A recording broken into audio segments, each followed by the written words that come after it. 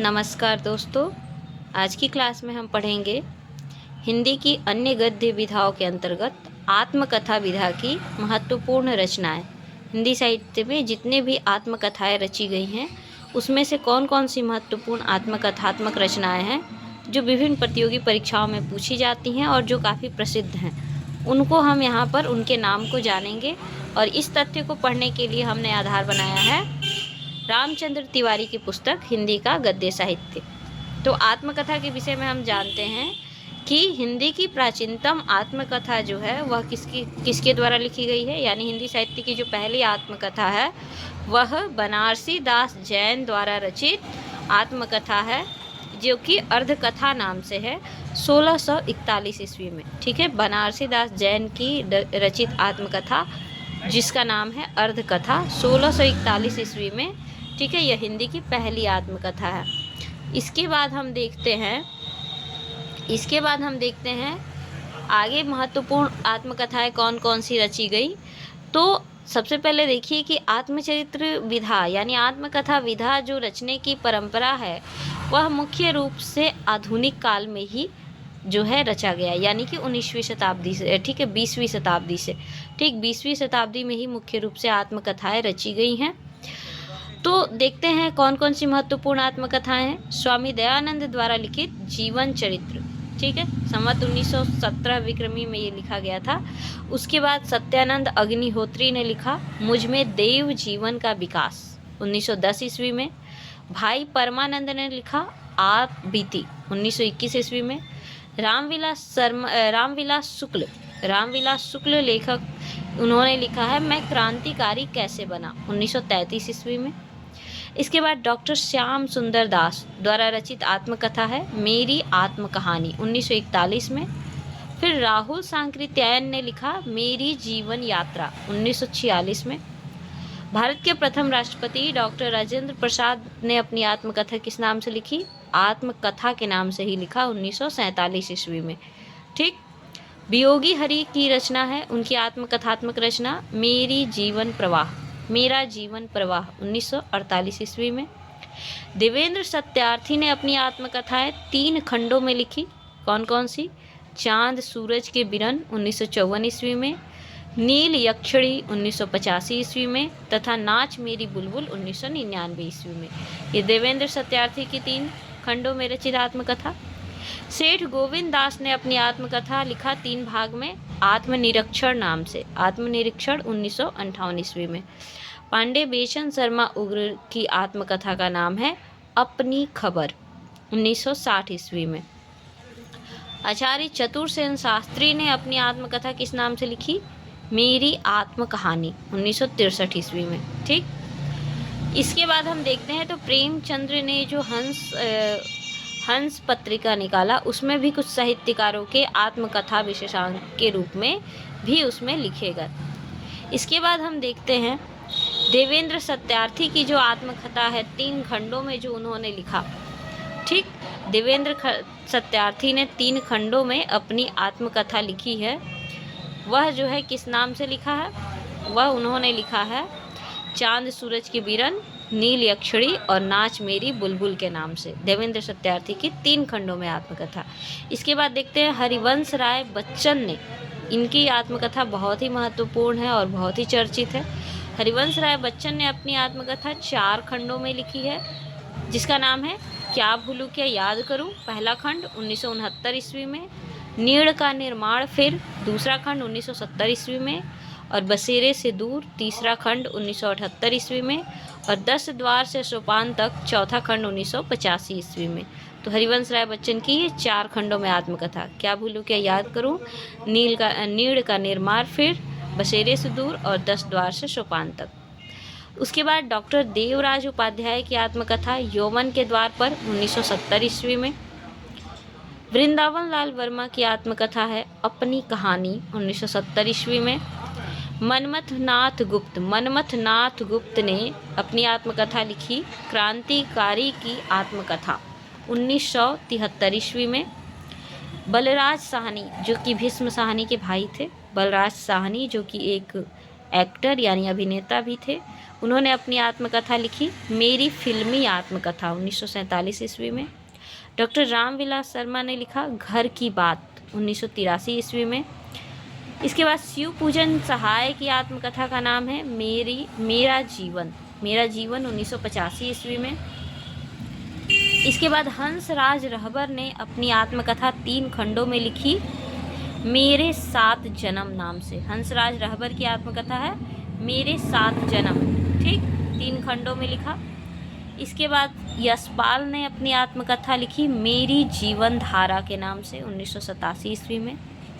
कन्हैयालाल मिश्र प्रभाकर की आत्मकथा है तपती पगडंडियों पर पद यात्रा 1989 ईस्वी में।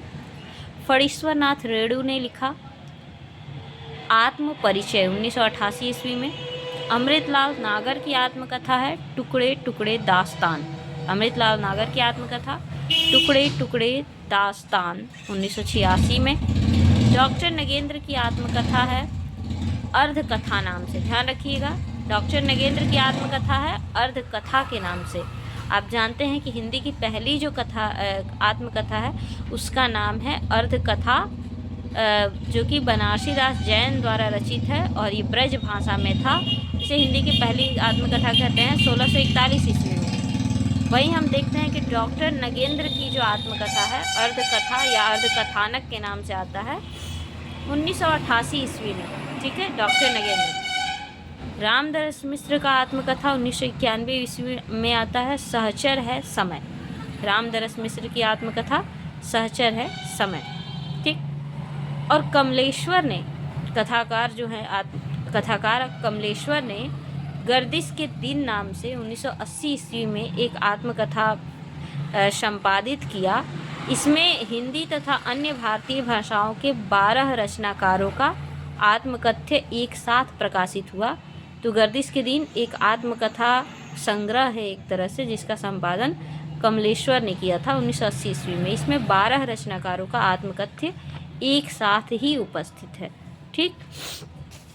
इसके बाद हम देखते हैं विष्णुचंद्र शर्मा एक लेखक हुए। उन्होंने मुक्ति बोध की आत्मकथा नाम से एक रचना लिखी 1984 ईस्वी में। और यह जो रचना है वो ये विष्णुचंद्र शर्मा ने बताया है इसकी भूमिका में ही कि इसको उन्होंने हजारी प्रसाद द्विवेदी ने जिस प्रकार बाड़ा भट्ट की आत्मकथा लिखी है उसी तरह से उनको यह प्रेरणा मिली मुक्ति बोध की आत्मकथा लिखने की। लेकिन इसका यह अर्थ नहीं है कि उन्होंने मुक्ति बोध की आत्मकथा के नाम से कोई उपन्यास लिखा है, नहीं, बल्कि उन्होंने परंपरा से हटकर मुक्ति बोध की विश्वसनीय जीवनी लिखने का प्रयास किया है, ऐसा उन्होंने अपनी भूमिका में बताया है। तो विष्णुचंद्र शर्मा ने मुक्ति बोध की आत्मकथा नाम से वास्तव में क्या लिखा है, मुक्ति बोध की जीवनी लिखने का प्रयास किया है 1984 में। लेकिन नाम क्या है, मुक्ति बोध की आत्मकथा, विधा क्या है, जीवनी है, ध्यान रखेंगे।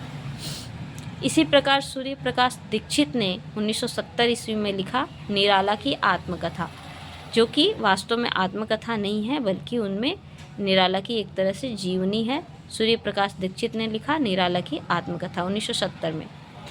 अगली आत्मकथा के रूप में हम देखेंगे तो यौवन के द्वार पर जो हंसराज रहबर की आत्मकथा है वह एक तरह से आंशिक आत्मकथा है, ठीक है।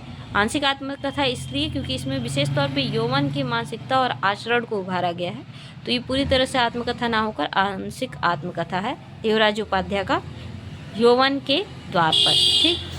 इसी प्रकार जब हम देखते हैं मेरी फिल्मी आत्मकथा जो कि बलराज साहनी ने लिखी, तो यह भी बलराज साहनी के फिल्मी जीवन के संघर्षों की कहानी है। उनकी पूरी आत्मकथा ना होकर उनके फिल्मी जीवन के संघर्षों की कहानी है, ठीक। वहीं डॉक्टर रामविलास शर्मा ने जो अपनी आत्मकथा लिखी है, ठीक है, उन डॉक्टर रामविलास शर्मा का हम आत्मकथा किस नाम से देखते हैं। डॉक्टर रामविलास शर्मा जो लिखते हैं घर की बात 1983 में, उसमें उन्होंने अपने परिवार के 100 वर्षों का इतिहास उजागर किया है, ठीक है। और हंसराज रहबर ने अपने जीवन के 1985 से लेकर 1989 तक के अपने जीवन संदर्भों को 3 खंडों में लिखा है मेरे 7 जन्म शीर्षक से, ठीक है। और बाद में चल के उसका 4था खंड भी प्रकाशित हुआ 1998 में। यानी कि हंसराज रहबर ने अपनी आत्मकथा को 4 खंडों में विभाजित किया है, मेरे 7 जन्म नाम से। ठीक, आगे हम देख लें आत्मकथा से जुड़ी कुछ महत्वपूर्ण बात। तो श्री यशपाल जैन की आत्मकथा है मेरी जीवन धारा। ठीक, वहीं हम देखते हैं कि उसके अलावा हम देखते हैं कि हरिवंश राय बच्चन की कथा के संबंध में उन्होंने स्वयं कहा है कि यह आत्मकथा एक स्मृति यात्रा यज्ञ है। ठीक है, हरिवंश राय बच्चन ने अपनी आत्मकथा को क्या कहा है? स्मृति यात्रा यज्ञ कहा है। और जो धर्मवीर भारती जो लेखक हुए, उन्होंने हरिवंश राय बच्चन की आत्मकथा के संबंध में एक टिप्पणी दी है। तो हरिवंश राय बच्चन की आत्मकथा की सबसे बड़ी बात यह है कि उसमें लेखक ने आत्मस्वीकार का साहस दिखाया है, यानी अपने बारे में सब कुछ बहुत ही बेबाकी से रखा है। और धर्मवीर भारती इस संबंध में कहते हैं, धर्मवीर भारती का ये कथन है हरिवंश राय बच्चन की आत्मकथा के बारे में कि हिंदी में अपने बारे में सब कुछ इतनी बेबाकी, साहस और सद्भावना से कह देना यह पहली बार हुआ है। और इतनी साहस, बेबाकी और सद्भावना से पहली बार अपने बारे में किसने लिखा है? हरिवंश राय बच्चन ने अपनी आत्मकथाओं के माध्यम से, जिसको उन्होंने स्मृति यात्रा यज्ञ कहा है। डॉक्टर नगेंद्र ने अपनी आत्मकथा के बारे में क्या कहा है? डॉक्टर नगेंद्र की जो आत्मकथा है वह अर्ध कथा है, यानी उसमें उन्होंने अपने जीवन का सिर्फ अर्ध सत्य व्यक्त किया है। और इस संबंध में वे कहते हैं, डॉक्टर नगेंद्र ने अपनी रचना अर्ध कथा के संबंध में कहा है कि यह मेरे जीवन का केवल अर्ध सत्य है, अर्थात उपर्युक्त 3 खंडों में मैंने केवल अपने बहिरंग जीवन का ही विवरण दिया है। जहाँ तक मेरे अंतरंग जीवन का प्रश्न है, वह नितांत मेरा अपना है। आपको उसका सहभागी बनाने की उदारता मुझ में नहीं है। ठीक, यह कथन किसका है? अर्धकथा नाम से जो आत्मकथा लिखी डॉक्टर नगेंद्र ने, उनका है। इसके अलावा अन्य आत्मकथाएं कौन कौन सी हैं? रामदरस मिश्र ने अपनी आत्मकथा को 4 खंडों में लिखा है। 1991 में उन्होंने लिखा सहचर है समय, और ये 4 खंडों में विभाजित है। कौन कौन सा? जहाँ मैं खड़ा हूँ, रोशनी की पगडंडियाँ, टूटते बनते दिन और उत्तर पथ। ठीक, रामदरस मिश्र की आत्मकथा 4 खंडों में, और संयुक्त रूप से 1991 में आई सहचर है समय के नाम से। ठीक, फिर रामदरस मिश्र ने अपनी एक और आत्मकथा निकाली, फुर्सत के दिन, 2000 ईस्वी में। इसमें उन्होंने विश्वविद्यालय से अवकाश ग्रहण करने से लेकर के 1999 तक के समय का इसमें उन्होंने अपना चित्रण दिया है, फुर्सत के दिन, 2000 ईस्वी में। इसके अलावा हम देखें हिंदी साहित्य में महिला आत्मकथाकारों ने, ठीक, महिला आत्मकथाकारों का आत्मकथा देखते हैं, जो कि बहुत ही महत्वपूर्ण है। महिला और दलित आत्मकथाकारों ने भी लिखा है। तो महिला आत्मकथाकारों में महत्वपूर्ण कौन कौन सी हैं? दस्तक जिंदगी की 1990 और मोड़ जिंदगी का 1996, ये दोनों आत्मकथा है प्रतिभा अग्रवाल की। जो कहा नहीं गया, यह आत्मकथा 1996 में आई कुसुम अंचल की। लगता नहीं है दिल मेरा 1997 में कृष्णा अग्निहोत्री की। बूंद बावड़ी 1999 पद्मा सचदेवा। इसके अलावा कुछ कही कुछ अनकही 2000 ईस्वी में शीला झुंझुनवाल की। कस्तूरी कुंडल बसे 2002 और गुड़िया भीतर गुड़िया 2008, यह मैत्रेयी पुष्पा की रचना है। हादसे 2005 ईस्वी में रमणिका गुप्ता की रचना है आत्मकथा। एक कहानी, यह भी 2007 में मनु भंडारी की आत्मकथा है। पिंजरे की मैना 2008 में चंद्र किरण सोनरेखा की आत्मकथा है। और औरतें 2010 में कृष्णा अग्निहोत्री की आत्मकथा है। आरोह आवरोह 2015 में डॉक्टर सुषमा वेदी का आत्मकथा है। जमाने में हम 2015 में डॉक्टर निर्मला जैन की आत्मकथा है। आप हुदरी 2015 रमणिका गुप्ता की आत्मकथा है। और जो कहूँगी सच कहूँगी 2017 में कमल कुमार की आत्मकथा है। तो ये महिला आत्मकथाकारों की रचना है। इसके अलावा और कुछ महत्वपूर्ण लेखकों की आत्मकथाएं हम देखें तो कहो ब्यास कैसी कटी, यह गोपाल प्रसाद व्यास की आत्मकथा है। अपने धरती अपने लोग डॉक्टर रामविलास शर्मा की आत्मकथा है। 1996 में आया। जो मैंने जिया, यादों का चिराग और जलती हुई नदी, यह कमलेश्वर की 3 खंडों में आत्मकथा है। जो मैंने जिया 1992, यादों का चिराग 1997 और जलती हुई नदी 1999, 3 खंडों में प्रकाशित कमलेश्वर की आत्मकथा। सिर पर कफन बांधकर 1997 में आई मनमथ नाथ गुप्त की आत्मकथा। गालिब छूटी शराब 2000 ईस्वी में आई रविंद्र कालिया की आत्मकथा। कहीं ना जाए का कहिए 2001 में आई भगवती चरण वर्मा की आत्मकथा। मुड़ मुड़ कर देखता हूँ 2001 में आई राजेंद्र यादव की आत्मकथा। वह जो यथार्थ था 2001 में अखिलेश की आत्मकथा। आज का अतीत 2003 ईस्वी में आया भीष्म शाहनी की आत्मकथा है। पाव भर जीरे में ब्रह्मभोज 2003 में अशोक वाजपेयी की आत्मकथा। मैंने मांडू नहीं देखा, यह भी 2003 की रचना है, स्वदेश दीपक की आत्मकथा। बसंत से पतझड़ तक 2005 ईस्वी में रविंद्रनाथ त्यागी की आत्मकथा। देहरी भई विदेश 2005 ईस्वी में राजेंद्र यादव द्वारा संपादित आत्मकथा है। यह 20 महिला लेखिकाओं की आत्मकथा है। देहरी भई विदेश 2005 में राजेंद्र यादव ने इसको संपादित किया। इसके अलावा विष्णु प्रभाकर की आत्मकथा 3 खंडों में, पंखहीन मुक्त गगन में पंछी उड़ गया, ये 3 खंडों में आत्मकथा है। 2004 में आया विष्णु प्रभाकर का। एक अंतहीन तलाश राम कमल राय की आत्मकथा 2007 में आता है। गुजरा कहाँ कहाँ से 2007 ईस्वी में, कहना जरूरी था 2009 ईस्वी में और मैं था और मेरा आकाश 2011 ईस्वी में। ये कन्हैया लाल नंदन की रचना है 3 भागों में। गुजरा कहाँ कहाँ से, कहना जरूरी था और मैं था और मेरा आकाश, कन्हैया लाल नंदन। पानी बीच मीन प्यासी और कहाँ तक कहे युगों की बात, मिथिलेश्वर की आत्मकथा है। पानी बीच मीन प्यासी 2010 और पानी बीच मीन प्यासी 2010 की रचना है और कहाँ तक कहे युगों की बात 2012 की रचना है। ये मिथिलेश्वर की आत्मकथा है। इसके अलावा कितनी धूप में कितनी बार 2013 में डॉक्टर महीप सिंह की रचना है। इसके अलावा आत्मस्वीकृति नरेंद्र कोहली की आत्मकथा है। इसके अलावा अस्थि और भौती 2014 में विश्वनाथ प्रसाद तिवारी की आत्मकथा है। आगे देखते हैं कि मेरी साहित्यिक यात्रा 2016 में भीष्म शाहनी की आत्मकथा है। जिंदगी का क्या किया 2017 में, जिंदगी का क्या किया धीरेन्द्र अस्थाना की आत्मकथा है। मैं बोनसाई अपने समय का राम शरण जोशी की आत्मकथा है।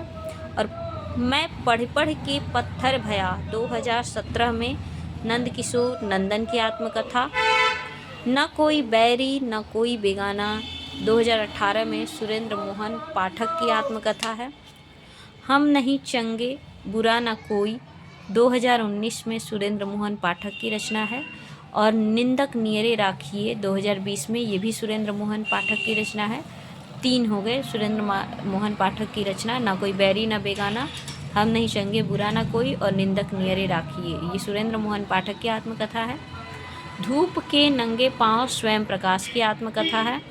और जीवन का क्या किया, यह नामवर सिंह की आत्मकथा है, जिसका संपादन डॉक्टर आशीष त्रिपाठी ने किया है। और नक्शे कदम नए पुराने 2021 की रचना है श्याम कृष्ण पांडे की। तो ये हिंदी की कुछ प्रसिद्ध आत्मकथाएं हैं जो अक्सर विभिन्न परीक्षाओं में पूछी जाती हैं। इसको आप ध्यानपूर्वक देखिए, पढ़िए और समझिए, और ये परीक्षा उपयोगी हैं। इन तथ्यों को याद रखिए और इसी प्रकार के महत्वपूर्ण तथ्यों को पढ़ने के लिए चैनल से जुड़े रहिए। चैनल को लाइक और सब्सक्राइब करें। धन्यवाद।